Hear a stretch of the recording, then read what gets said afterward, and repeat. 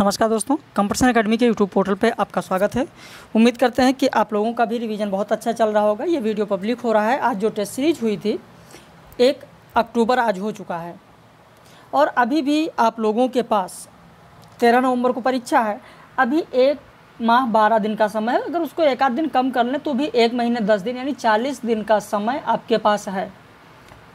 तो आप अभी से ही जुट जाइए, मेहनत करिए और जहाँ पर कोई समस्या हो वहाँ पर ज़रूर बताएं।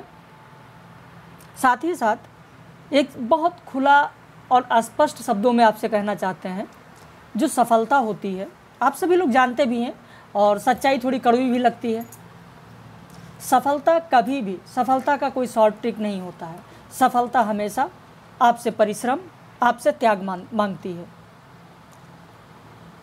तो सफलता को कोई शॉर्ट ट्रिक नहीं होता है, मेहनत तो करना पड़ेगा। 40 दिन का समय अभी आपके पास है तो अभी भी वक्त है, मेहनत कर लेंगे तो बहुत आराम से आगे बढ़ जाएंगे। हमारे यहाँ जो क्रैश कोर्स चल रहा है उस क्रैश कोर्स में इकाई 1 हो चुकी है, इकाई 2 हो चुका है, इकाई 3 की बात हम लोग कल से प्रारंभ करेंगे। और इकाई 3 आप लोग जानते ही हैं कि इकाई 3 में साहित्य शास्त्र है, काव्य शास्त्र की बात करेंगे हम लोग। तो कल से इकाई 3 प्रारंभ होगी और साथ ही साथ 50 प्रश्नों की टेस्ट सीरीज प्रतिदिन करवाई जाती है। रात में 9:30 बजे लाइव क्लास कराई जाती है, डिस्क्रिप्टिव वीडियो लेक्चर दिए जाते हैं, कंप्लीट 10 इकाई की आपको PDF नोट्स भी मिलती है। तो अभी वक्त है 40 दिन का। अगर आप जुड़ना चाहते हैं तो आप हमारे साथ जुड़ सकते हैं। इन दिए गए नंबर पर आप फ़ोन करके या व्हाट्सएप करके फ़ीस की जानकारी ले सकते हैं। कल 2 अक्टूबर है, गांधी जयंती है और जैसा कि गांधी जी ने परिश्रम किया है, मेहनत किया है और अपने लक्ष्य तक पहुँचे हैं, आप भी कल से या आज से ही आप शुरू हो जाएं और मेहनत करें और अपने लक्ष्य तक आप ज़रूर पहुँचें। वैसे मेरी तो दिल से यही कामना है, यही आशीर्वाद है आप सभी लोगों का, जितने भी वीडियो देख रहे हैं, कि आप अपने लक्ष्य तक ज़रूर पहुँचें और कामयाब हों। तो आइए शुरू करते हैं प्रश्नों की बात।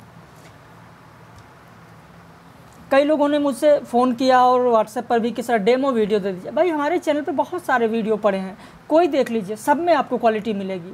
और वही डेमो वीडियो, उसको आप समझिए। डेमो के लिए मैं स्पेशल नहीं बनाता हूँ कि ये इस चीज़ को अच्छा कर दिया जाए और इसको डेमो दे दिया जाए, नहीं। कोई भी देखिए, आपके समझ में आए फिर आप एडमिशन लीजिए। निम्न निबंधों का प्रकाशन की दृष्टि से सही क्रम कौन सा होगा? तो यहाँ पर पूरा प्रश्न नहीं पढ़ेंगे, सिर्फ और सिर्फ उत्तर बताते चलेंगे, क्योंकि हमारे मेंबर्स जो पेड मेंबर्स हैं उन लोगों ने 50 में किसी का 38 सही है, किसी का 40 सही है, किसी का 42, हाईएस्ट 46 तक गया है, 46 50 में। आप 50 प्रश्नों को देखिए, कमेंट में ज़रूर बताइएगा कि अगर आप करते तो कितने सही होते। तो ए सही होगा कालक्रमानुसार। ठेले पर हिमालय जो कि धर्मवीर भारती का है 1958, पगडंडियों का ज़माना जो हरिशंकर परसाई जी का है 1966 में प्रकाशित है, प्रिया नीलकंठी जो कुबेरनाथ राय का है 1968 में प्रकाशित हुआ, विद्यानिवास मिश्र का मेरे राम का मुकुट भीग रहा है 1974 में प्रकाशित। सुरेंद्र वर्मा के नाटकों का सही क्रम कौन सा होगा? यहाँ पर भी आपका उत्तर पहला होगा। द्रौपदी का प्रकाशन 1972 में हुआ। इसके बाद मैं कालक्रमानुसार आपको कुछ और रचनाएं बता दूं। सेतुबंध का भी प्रकाशन 1972 में हुआ। नायक खलनायक विदूषक का भी प्रकाशन 1972 में हुआ। सूर्य की अंतिम किरण से सूर्य की पहली किरण का प्रकाशन 1975 में हुआ। फिर 8वां सर्ग की बात करें तो 8वां सर्ग 1976 में प्रकाशित हुआ। उसके बाद छोटे सैयद बड़े सैयद 1982 में प्रकाशित हुआ। फिर 1 दूनी 1 1987 में प्रकाशित हुआ और उसके बाद शकुंतला की अंगूठी 1990 में प्रकाशित हुआ और बाद में कैद हयात 1993 में प्रकाशित हुआ। तो इस तरीके से 2 का उत्तर पहला होगा। प्रकाशन वर्ष की दृष्टि से निम्न रचनाओं का सही क्रम क्या होगा? यहाँ पर भी उत्तर आपका ए होगा। देखिए, मेरी तिब्बत यात्रा राहुल सांकृत्यायन की है जो कि 1937 में प्रकाशित हुई। राहुल सांकृत्यायन की एक और रचना है घुमक्कड़ शास्त्र, ये भी खूब पूछा जाता है, 1948 में प्रकाशित हुआ था। पैरों में पंख बांधकर रामवृक्ष बेनीपुरी का है जो 1952 में प्रकाशित हुआ। बेनीपुरी का एक और है उड़ते चलो 1954 में प्रकाशित हुआ था। राह बीती शायद सभी को ना पता हो, राह बीती यशपाल जी की रचना है जो कि 1956 में प्रकाशित हुई। और उसके बाद एक बूंद सहसा उछली अज्ञेय का 1960 में प्रकाशित। अज्ञेय का एक और भी पूछा जाता है, अरे यायावर रहेगा याद, जो कि आपके पाठ्यक्रम में है, 1953 में प्रकाशित हुआ। प्रश्न संख्या 4, निम्न में से किसने साहित्यिक अपभ्रंश को पुरानी हिंदी कहा है? अब इस पर जो हमारे भी पेड मेंबर्स हैं उनमें से 50% लोगों ने जल्दबाजी में इस प्रश्न को गलत कर दिया और उत्तर लगा दिया चंद्र शर्मा गुलेरी, लेकिन गलत। देखिए, उत्तर हिंदी की अगर बात करें तो उत्तर हिंदी को चंद्रधर शर्मा गुलेरी ने पुरानी हिंदी कहा, लेकिन यहाँ उत्तर हिंदी मैं नहीं पूछ रहा हूँ, यहाँ मैंने पूछा साहित्यिक अपभ्रंश। साहित्यिक हिंदी की बात हो रही है, साहित्यिक अपभ्रंश की बात हो रही है। तो साहित्यिक अपभ्रंश को आचार्य रामचंद्र शुक्ल ने पुरानी हिंदी कहा है, जबकि उत्तर अपभ्रंश को चंद्र शर्मा गुलेरी ने पुरानी हिंदी कहा। ध्यान रखना, उत्तर अपभ्रंश चंद्र शर्मा गुलेरी, साहित्यिक अपभ्रंश आचार्य रामचंद्र शुक्ल। प्रश्न संख्या 5, निम्न पंक्तियों को सुमेलित कीजिए। बहुत ही महत्वपूर्ण पंक्तियां और आप सभी लोग जानते भी होंगे। अबलो नसानी अब न नसइयों, मेरे नैन बिरह की बेल बई, घायल की गत घायल जाने, हरि मोरा पीऊ में हरि की बहुरिया। अब इनमें से कौन सा आपका सुमेलित होगा? ऐसे प्रश्न खूब पूछे जाते हैं, आप लोग जानते भी होंगे। देखिए, अबलो नसानी की अगर बात करें तो ये किसका है? तुलसीदास का है। और उसके बाद मेरे नैन बिरह की वेल बई सूरदास का है। फिर उसके बाद घायल की गति जाने घायल, तो यहाँ पर ये मीराबाई का है। तो यहाँ पर जो आपका उत्तर बनेगा वो बनेगा बी। 4, 3, 2, 1। प्रश्न संख्या 6 देखें। राहुल बेल, यहाँ भी सुमिलित करना है आपको। राहुल बेल, पृथ्वीराज रासो, उक्त व्यक्ति प्रकरण, पौंचर्यु, इसको भी आप लोग जानते ही होंगे। राहुल बेल रोड़ा का है। पृथ्वीराज रासो की बात करें चंद्रवरदाई का है। उक्त व्यक्ति प्रकरण की बात करें दामोदर शर्मा का है। पौंचर्यु की बात करें स्वयंभू का है। तो इस तरीके से आपका उत्तर होगा डी। 4, 3, 2, 1। प्रश्न संख्या 7, निम्न में से कौन सी रचना अवधी भाषा में नहीं है? तो यहाँ पर आपका उत्तर होगा सी। विनय पत्रिका अवधी भाषा में नहीं है बल्कि ब्रज भाषा में है। प्रश्न संख्या 8, निम्न रचनाओं का सही क्रम क्या होगा? तो यहाँ पर सही क्रम आप देखें, सबसे पहले तो ये देखें कि उद्धव शतक किसका है? जगन्नाथ दास रत्नाकर का है। प्रेम कली किसका है? तो सत्यनारायण कवि रत्न का है। प्रेम पचीसी किसका है? गया प्रसाद शुक्ल स्नेही का है। और शंकर वर्चस्व नाथुराम शर्मा शंकर का है। तो इस तरीके से आपका होगा 1, 4, 3, 2, यानी उत्तर होगा डी। प्रश्न संख्या 9 देखें, कौन सी रचना मतिराम की नहीं है?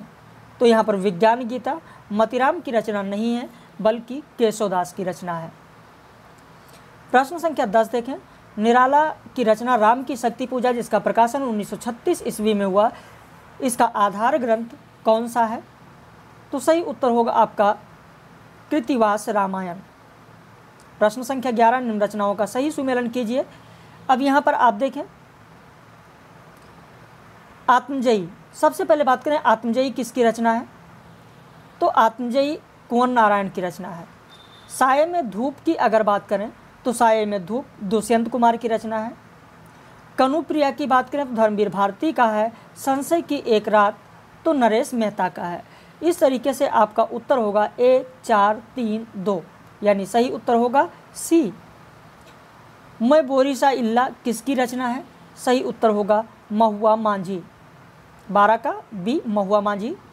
निम्न रचनाओं का प्रकाशन की दृष्टि से सही क्रम कौन सा होगा?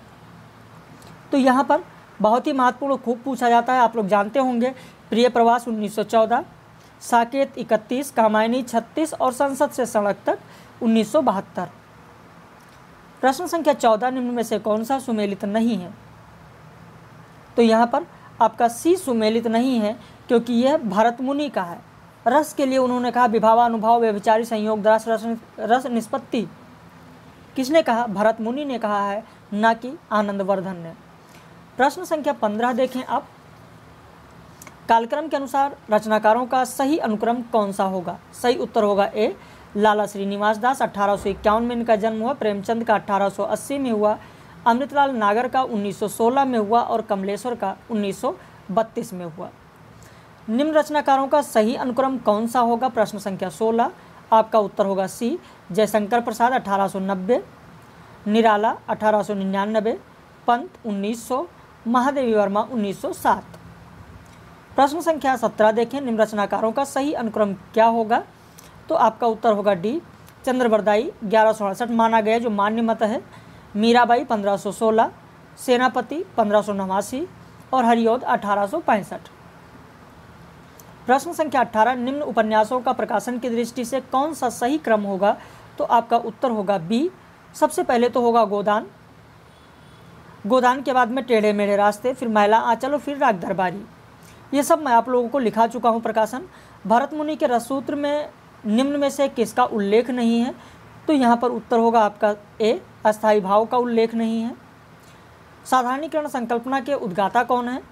तो आपका उत्तर होगा सी, भट्टनायक। ध्रुव स्वामिनी नाटक में कौन सा कथन ध्रुव स्वामिनी का नहीं है? तो आपका उत्तर होगा डी। ध्रुव स्वामिनी का नहीं है, मंदाकिनी का है। अरे आप बोलते क्यों नहीं? आप धर्म के विनायक हैं। जिन स्त्रियों को धर्म बंधन में बांधकर उनके सम्मति के बिना आप उनका सब अधिकार छीन लेते हैं, ये कौन कह रहा है? तो मंदाकिनी कह रही हैं, ना कि ध्रुव स्वामिनी। प्रश्न संख्या 22 देखें, निम्न में से कौन सा गीत अलका का नहीं है? ये सारे गीत पूछे जाते हैं, आप सभी लोग जानते भी होंगे, इसीलिए मैंने ऐसा प्रश्न दिया है और ऐसा प्रश्न बनाते हैं ताकि एक प्रश्न से आपकी 4 प्रश्नों की तैयारी हो सके।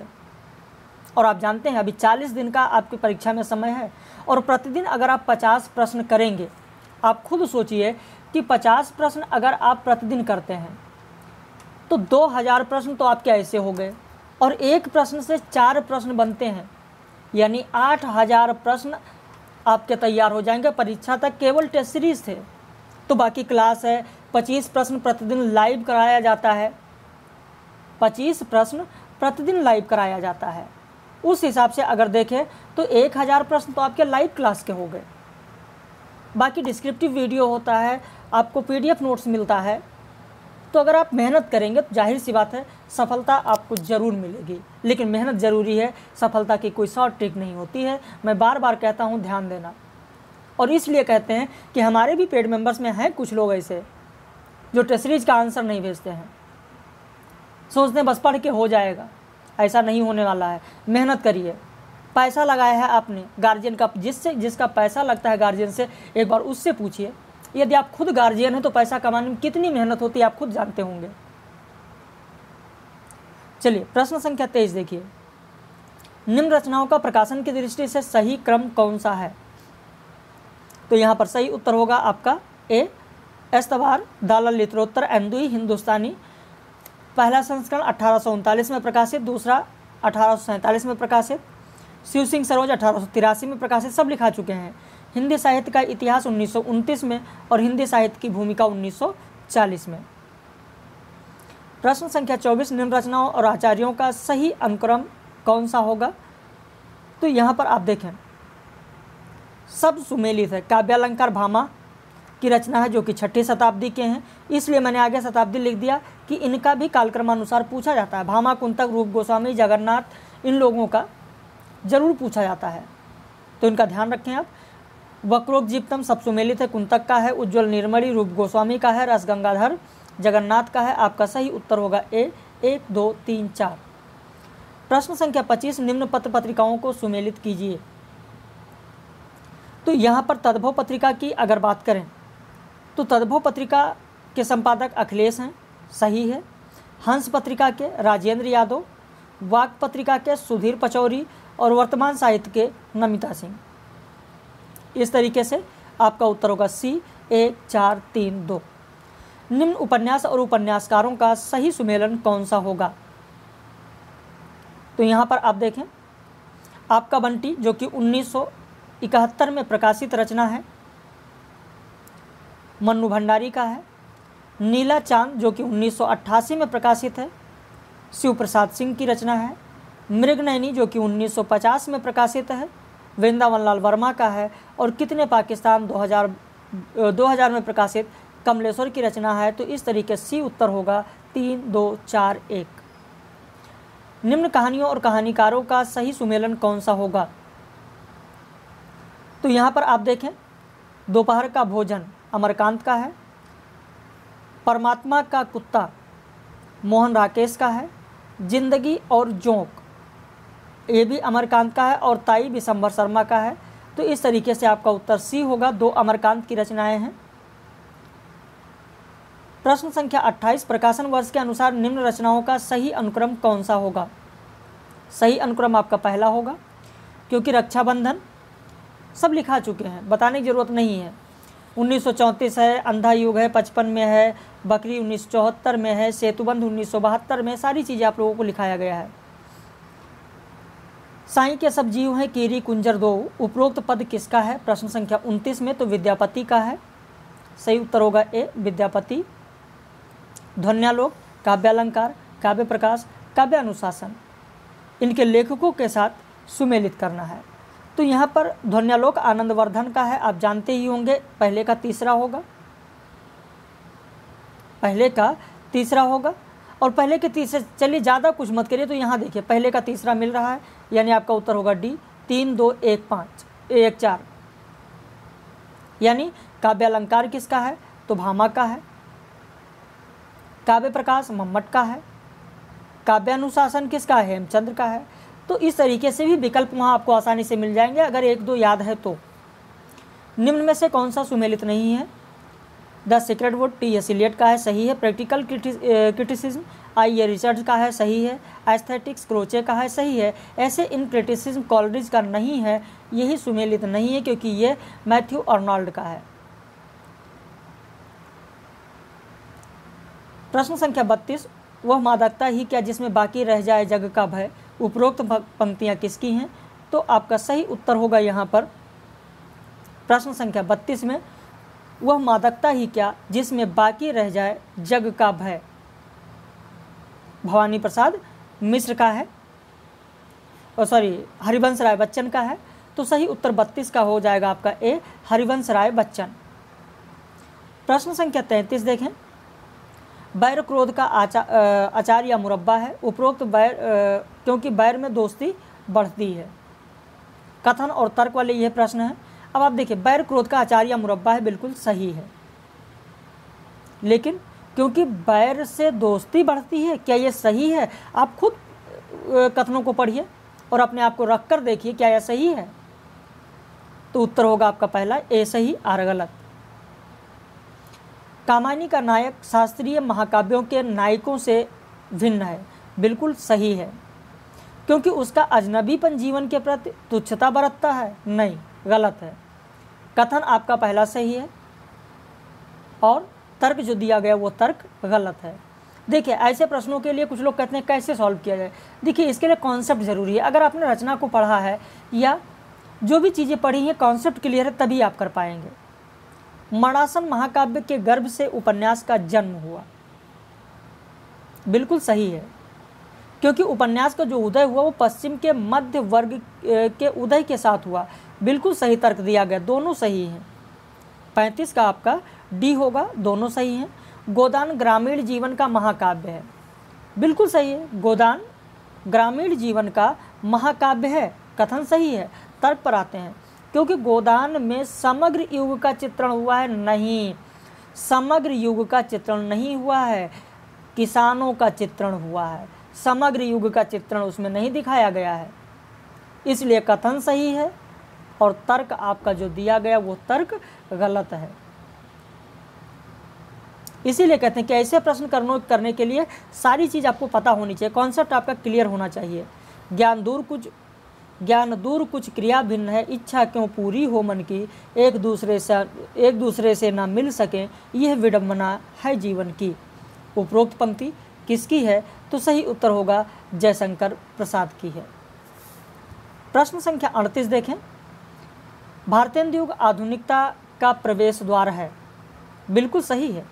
जो भारतेंदु युग है आधुनिकता का प्रवेश द्वार है, आधुनिकता यहीं से प्रारंभ होती है। तर्क की ओर आते हैं, क्योंकि वह मध्यकालीन परंपराओं का पूर्ण विरोधी नहीं। भाई, मध्यकालीन परंपराओं का पूर्ण विरोधी कहाँ है? मध्यकालीन परंपराओं से बहुत सारे विषय उठाए गए और उन पर जो चर्चा की गई उन्हें वर्तमान के आलोक में किया गया। विरोधी नहीं है, कथन सही है, तर्क आपका जो दिया गया वो तर्क गलत है। सही उत्तर होगा सी, ये सही, आर गलत। मनोविश्लेषणवाद में सबसे अधिक महत्व व्यक्ति के मन को दिया जाता है। बिल्कुल सही है। जो मनोविश्लेषणवाद है उसमें व्यक्ति के मन को सबसे अधिक महत्व दिया गया। तर्क क्या कह रहा है? तर्क कह रहा है क्योंकि व्यक्ति का मन सामाजिक प्रतिबंधों में कैद होकर जड़ हो जाता है। नहीं, ऐसा कहाँ है? क्या आपके साथ ऐसा है? आप खुद सोचिए, क्योंकि आपका मन सामाजिक प्रतिबंधों में कैद होकर जड़ हो जाता है। अगर जड़ हो जाएगा तो आप सोचेंगे कैसे? आप उससे तो हटकर सोच ही नहीं सकते हैं। कोई व्यक्ति उससे हटकर सोच ही नहीं सकता है। लेकिन ऐसा नहीं है, गलत है। आपका उत्तर होगा सी, ये सही, आर गलत। मनुष्य की श्रेष्ठ साधना ही संस्कृति है। बिल्कुल सही है।